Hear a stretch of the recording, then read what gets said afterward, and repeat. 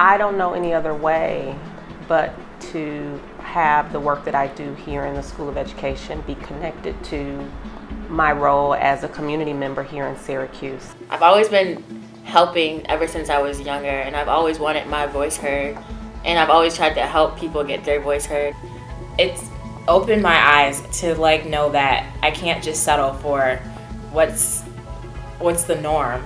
This is how I'm learning in this practice of engagement. So in terms of thinking, okay, how do we move the dialogue on race and ethnicity from the undergraduates to the high school, right? How do I, as a white woman, co-facilitate with a white teacher, and what does that look like?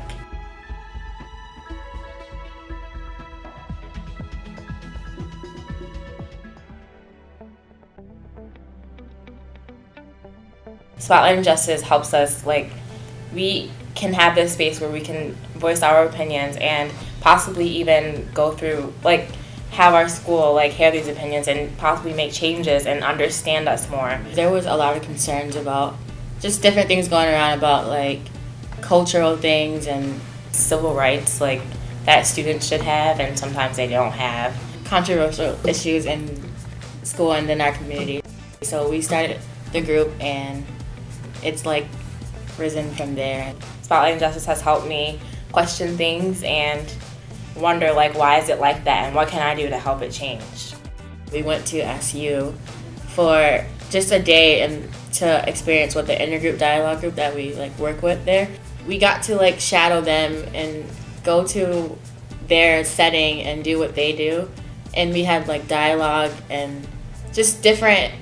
We did a lot of different activities, and it felt so equal in there. I didn't feel like I was a high school student or a little kid. I'm a student in Syracuse City School District. You don't think that we get these opportunities like that, and it's just amazing, all the opportunities that we have been blessed with. It makes me want to do better and become a college student and keep spreading the word. When I think about my time in Syracuse and my time as a graduate student at SU, the first thing I will think about are the students at Nottingham High School. Working with the students, working with my co-teacher Jen Benedetto, and having a community of graduate students and a professor who build this team. This is what critical pedagogy is about. It's about saying young people are knowers and they're civically engaged and they can take their knowledge and have a direct impact on their community. What a blessing, and how fortunate are we that the students now have taken so much ownership of the club that they are committing to partnerships with other groups in the school or in the community, and they have their ideas about, what we need to do now. And then at our very first meeting this semester, I said, okay, what are things that we want to cut out that we won't have time for, right? How do we figure that out? And they said, we're not cutting anything out. We'll add more time. We'll spend more time with the club instead of cutting anything out. And it makes you realize, if this is their level of commitment for something after school, imagine what they could do during the school day with all those hours if they were so engaged and so mobilized.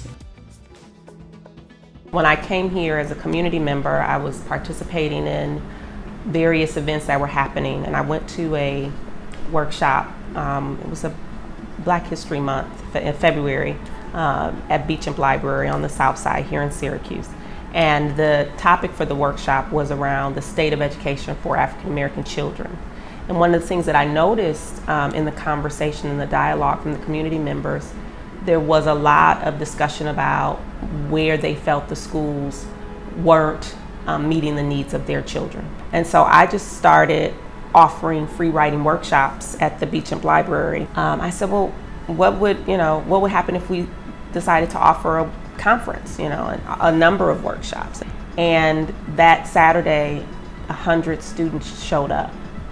And it was really just something that I said I wanted to do. And out of that, it just continued to grow. The next year was 150 kids. The young people are really into spoken word, poetry, into doing hip hop ciphers, everything from the more creative writing to writing the college essay. I'm going to write and I'm going to publish about the things that I'm doing, but I'm also going to make sure that the work that I'm doing has real impact for the community that I purport to serve.